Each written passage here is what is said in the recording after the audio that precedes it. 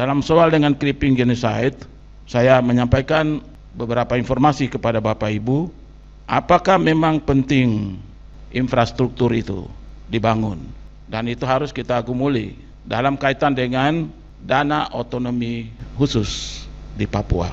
Kalau dari catatan kerja gereja pada awal mula lebih dulu membangun sarana prasarana di pedalaman, lapangan terbang, SSB untuk infrastruktur telekomunikasi, dan berbagai hal lainnya.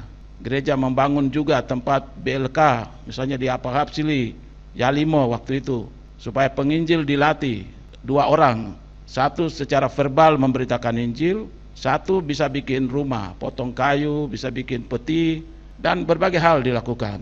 Lapangan terbang perintis dibangun oleh gereja di seluruh pelosok tanah Papua untuk melakukan sektor jasa, komunikasi, transportasi di wilayah-wilayah pedalaman Papua. Dan untuk itu kita memberi penghargaan yang besar kepada saudara-saudara kita dari Jerman, dari Belanda, dari Australia yang menopang pembangunan infrastruktur dasar di pelosok-pelosok tanah Papua. Bukan itu saja, mereka juga mengirimkan kepada kita orang-orang yang rela tinggal di pelosok-pelosok pedalaman, belajar budaya kita, mendidik kita, memberi kita masalah kesehatan, pendidikan. Malah mereka juga menempatkan pesawat yang masuk keluar itu sebagai bagian dari membawa orang yang berguna untuk bangun orang Papua dan membawa hasil bumi dari orang Papua keluar. Dan hal-hal seperti inilah yang menurut saya kita sudah kehilangan arah. Dalam creeping genocide ini saya harapkan kita dapat melihat secara jernih bagaimana memanfaatkan keuangan atau uang yang masuk ke Papua. Uang yang masuk ke Papua ini ada 3 postur anggaran besar masuk ke Papua. Yang pertama, anggaran berasal dari APBN yang mengalir ke Papua melalui kementerian dan lembaga. Pada 2001 sampai 2021, anggaran kementerian lembaga yang masuk ke Papua 20 tahun itu berjumlah 700 triliun. Sudah jadi apa dan bagaimana itu belum terevaluasi secara konkret. Postur anggaran yang kedua adalah anggaran DBH dan DTI. Itu untuk dari 2001 ke 2021 ya, 20 tahun itu. Itu kurang lebih 270 triliun dana yang masuk ke Papua. DBH itu dana bagi hasil dari Freeport, dari kayu, dari emas, dari ikan yang diambil dari Papua. Kemudian dana tambahan infrastruktur tergabung di situ. Dan ini masuk di APBD. APBD pemerintah Provinsi Papua, kabupaten dan kota 200 triliun lebih. Kemudian postur anggaran yang ketiga itu anggaran otonomi khusus, kurang lebih 139 triliun pada 20 tahun yang lalu. Nah, dari semua anggaran ini apa yang terjadi dengan kita?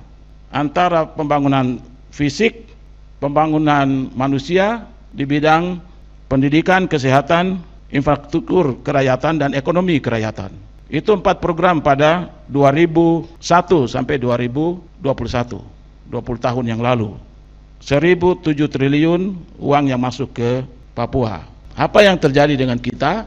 Mudah-mudahan ada flashback ya, kita bisa lakukan satu kajian. Nah, untuk itu saya harap Bapak-Bapak dari Uncen, teman-teman di LSM, mudah-mudahan bisa melakukan satu kajian terhadap Otsus, Undang-Undang Otsus 21, 2021 yang berlaku sampai 2021. Pada bagian berikut ini saya menyampaikan tentang Undang-Undang Nomor 2 2021 ke 2041, dan ini yang sekarang kita sedang jalani. Ini juga anggarannya pasti akan sampai 1.000 triliun karena akan berlaku dari 2021 sampai 2041. Dalam program ini, dalam undang-undang ini akan berlaku dibiayai beberapa program. Yang pertama, program Papua Cerdas. Papua Cerdas itu meliputi berbagai hal menyangkut baik infrastruktur maupun sumber daya manusia dalam wilayah pendidikan. Dalam hal ini saya sampaikan kepada Bapak Ibu, nanti bisa dikaji bahwa dari tanggal 2 Agustus sampai dengan 7 Agustus yang lalu di Istana Wakil Presiden kita merapatkan bagaimana yayasan-yayasan milik gereja atau agama di tanah Papua itu mendapat support yang kuat karena mereka lah yang ada di ujung tombak Papua dalam melaksanakan pendidikan. Formasi guru P3K disiapkan 8.000, dan untuk itu kami sudah menyurati Yayasan YPPGI, YPK di Tanah Papua, Yayasan Pelayanan Advent, Yayasan Katolik, dan juga YAPIS Papua untuk segera memberikan data kepada kami tentang guru-guru P3K yang sudah mengabdi 5 tahun ke atas, sehingga mereka akan diangkat dengan SK negara, digaji negara, dan ditugaskan kembali ke yayasan. Besok kami akan rapat khusus dengan 5 yayasan pelopor, yaitu YPK, YPPK, YPPGI, YPA, dan YAPIS untuk validasi data tentang guru P3K yang sudah mengabdi. Kemudian yang kedua, sesudah itu pada bulan September sampai dengan November itu kita melakukan pendataan terhadap kebutuhan guru sesuai bidang studi atau bidang mengajar. Apakah SD itu hanya 1 guru 6 kelas atau guru lengkap? Itu juga kita akan minta data dari semua yayasan ini. Dan apakah semua guru ada? Guru bahasa Indonesia, bahasa Inggris, matematika yang dibutuhkan di tingkat sekolah dasar itu terpenuhi semua atau tidak?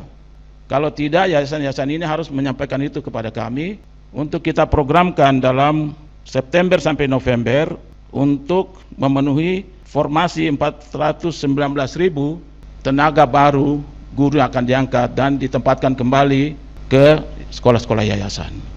Nah, karena itu pada hari ini saya menyampaikan hal-hal ini, Bapak Ketua Sinode, dan juga mungkin ada pimpinan gereja yang lain di sini. Tolong bantu kami untuk yayasan-yayasan bisa secara agresif begitu, dinamis, berkoordinasi dan cepat untuk kita memasuki ruang ini.